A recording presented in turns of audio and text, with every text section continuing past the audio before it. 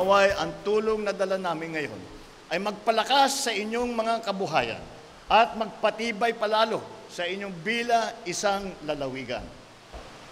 Makaaasa kayong tutuparin namin ang aming pangakong matulungan kayong lahat, lalong-lalo na ang mga magsasaka, ang mga mangingisda at kayo at ang mga inyong pamilya. Upang naman masabi natin ay may pag-asang makamit ninyo ang mas maginhawang pamumuhay. Isa sa aking mga sinumpaan nung ako'y umupo sa pagkapangulo ay ang tiyakin na maayos ang kalagayan ng ating mga kababayan na nagsisilbing pundasyon ng ating agrikultura. Sa bagong Pilipinas, magiging kaagapay ninyo kami upang mapalago pa ang inyong sektor at mabigyang katuparan ang inyong mga pangarap.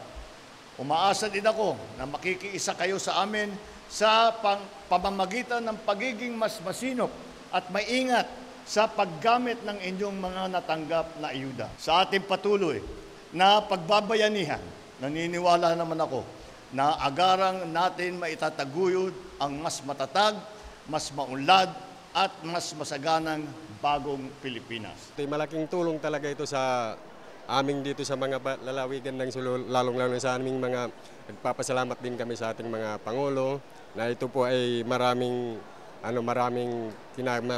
natutulungan dito sa ating mga pangkabuhayan dito sa lalawigan ng Sulu, sir. Papasalamat kami sa Allah Subhanahu wa Ta'ala at sa lahat ng gumawa ng program na ganito. Ito ay malaking tulong sa lahat ng mga farmers dito sa Sulu, lalong-lalo na sa mga nag-uumpisa pa lamang sa kanilang mga pag-aalaga ng iba't ibang mga hayop.